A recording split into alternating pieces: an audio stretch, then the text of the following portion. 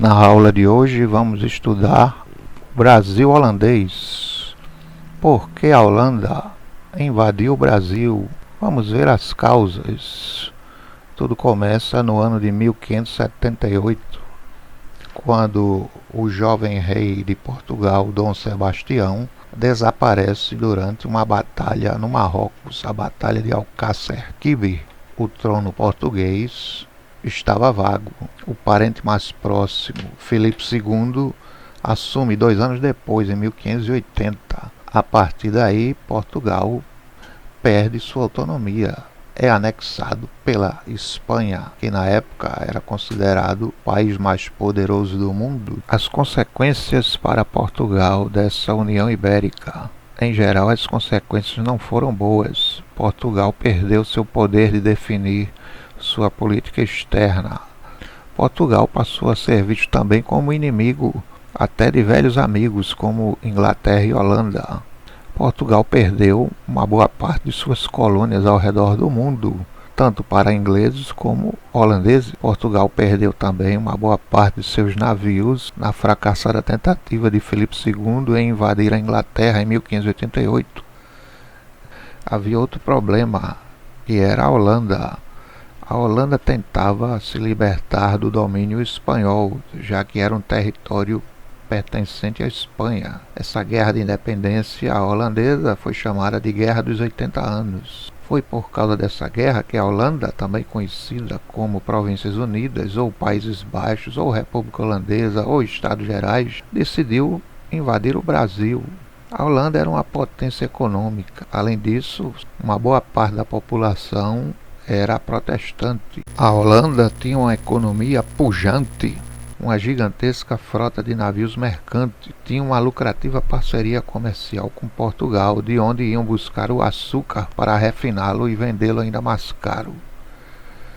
Os holandeses não aceitavam mais a condição de ser território espanhol, o qual estava submetido a pagar altos impostos. Além disso, havia o temor de perseguições e massacres contra os protestantes holandeses. A Espanha, tentando prejudicar a Holanda no campo econômico, proibiu o comércio do açúcar entre Portugal e Holanda. A Holanda tinha capital investido em engenhos de açúcar no Nordeste.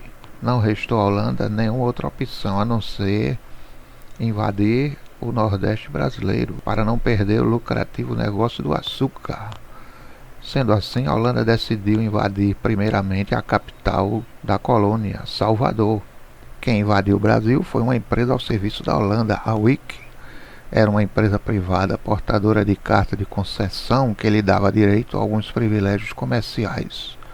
No caso do Brasil holandês, o poder público era exercido através da WIC, a qual era fiscalizada pelo governo holandês. No início de 1624, a espionagem espanhola na Holanda mandou mensagem ao governador-geral Diogo de Mendonça Furtado, avisando de que partira da Holanda uma poderosa esquadra. Sem enviar recursos e socorros, a corte recomendava vigilância e preparação da defesa. O governador-geral mobilizou o povo e reforçou as defesas da Baía de Todos os Santos. Salvador transformou-se em uma verdadeira praça de guerra, com mais de 1000 homens em armas. Porém, o tempo foi passando e nada da invasão. Os baianos acreditavam que os holandeses tinham desistido. Muitos homens em armas retornaram aos seus afazeres. Sendo assim, foram surpreendidos no dia 8 de maio de 1624. Os holandeses pegam os baianos desprevenidos. Eram 26 navios armados com 500 canhões e guarnecidos por 3.300 homens, sendo 1.700 para o combate em terra. Logo no início, os holandeses tiveram sucesso, encontraram pouca resistência. O governador-geral Diogo de Mendonça Furtado foi preso e enviado à Holanda. A maior parte dos moradores fugiu e escondeu-se nas matas vizinhas. Sem a ajuda da metrópole, os luso-brasileiros tiveram que lutar através de emboscadas. Estes ataques eram realizados por companhias que tinham entre 25 até 40 homens. O Brasil criava um novo tipo de guerra, a chamada Guerra Brasílica, que seria uma péssima e mortífera surpresa para os batavos.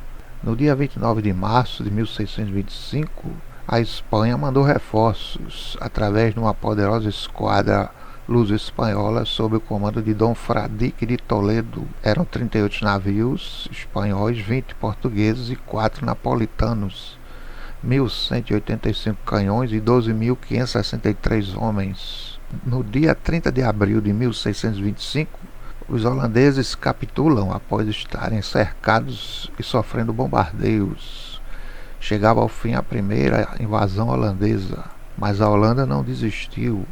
Os corsários holandeses, ao serviço da Wick, passaram a atacar navios mercantes espanhóis para recuperar o prejuízo e preparar nova invasão ao Brasil. Em 9 de setembro de 1628, o corsário Pitcairn capturou uma frota espanhola carregada de prata que valia em torno de 9 milhões de ducados ou 15 milhões de florins, mais do que o dobro do capital inicial da Wick. Com este dinheiro foi possível financiar uma nova expedição militar para invadir a mais rica capitania do Brasil e o maior produtor mundial de açúcar, Pernambuco.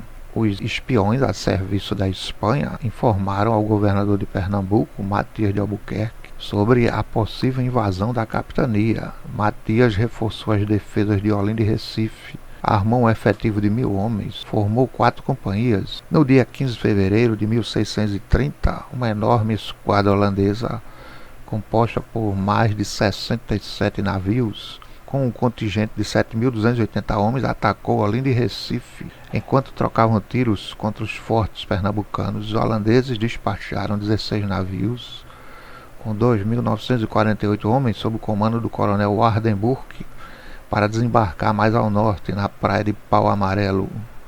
Olinda foi invadida e saqueada pelos holandeses. Com Olinda já invadida, Matias de Albuquerque reforçou os fortes do Recife, cavou trincheiras e redutos, obstruiu ainda mais a entrada do porto com barcos afundados. Vendo que era impossível resistir por muito tempo, incendiou todos os armazéns e navios repletos de cargas e mercadorias. No dia 3 de março de 1630, os holandeses invadem o Recife. Matias de Albuquerque e suas tropas recuam para o interior, onde erguem o Forte Real do Bom Jesus, atual Sítio da Trindade, bairro de Casa Amarela. Este forte, construído com baluartes e bem protegido por trincheiras e fossos, resistiu durante 5 anos aos ataques dos holandeses. A ocupação holandesa em Pernambuco é dividida em 3 fases. A primeira, a fase da guerra, vai de 1630 a 1637. A segunda é a fase de Maurício de Nassau, também chamada de período nassoviano, de 37 a 44. E a terceira é a fase da insurreição, de 44 a 54. Conquistadas Olinda e Recife, os holandeses trataram de fortificá-las. Reconstruíram o Forte de São Jorge, que hoje não existe mais. Construíram o Forte das 5 Pontas, que atualmente só tem 4 após reformas. Construíram o Forte do Bruim, atual Forte do Brum, e o Forte Madame Bruin, conhecido como Forte do Buraco. Mesmo ocupando Olinda e Recife, os holandeses não tinham paz e sofriam com as constantes emboscadas ao longo do caminho entre as duas cidades. Os holandeses, não conhecendo o terreno, não conseguiam romper o cerco dos brasileiros, que utilizavam a tática da guerrilha. Até a alimentação holandesa ficou complicada, passou a depender da Europa ou de alguma expedição corsária sobre o litoral. No início de 1631, a Holanda mandou reforços. A esquadra do comandante Jansen Pater, com 16 navios e 1.000 homens. Com estes reforços, os holandeses invadem Itamaracá, onde erguem o Forte de Orange. No dia 13 de julho, a União Ibérica mandou ajuda, uma esquadra luso-espanhola sob o comando de Dom Antônio de Oquendo, com 32 navios e 2.000 homens. As esquadras luso-espanholas e holandesas se encontraram próximo ao arquipélago de Abrolhos. Neste local houve a Batalha Naval de Abrolhos. Não há números exatos sobre as perdas. O que se sabe é que o almirante holandês Pater veio a falecer após ter seu navio atingido e afundado. Após a batalha, a esquadra lusa espanhola conseguiu desembarcar reforços para Pernambuco. A resistência passou a fustigar ainda mais os holandeses, os quais, sem conhecer o território, estavam em uma situação difícil, presos no Recife e Olinda. Temendo um duplo ataque por terra e por mar, o comando holandês decidiu concentrar suas forças no Recife, ou seja, Olinda seria abandonada depois de ser queimada. A situação holandesa mudou a partir da ajuda de um pernambucano chamado Domingos Fernandes Calabar, senhor de engenho e contrabandista. Conhecedor do terreno, Calabar passou a guiar o inimigo, desvendando-lhe os segredos da terra. Ensinou-lhes também a Guerra Brasílica. Conduzidos por Calabar, os holandeses atacaram com êxito Igaraçu, Rio Formoso, Afogados e diversos pontos da várzea do Capibaribe.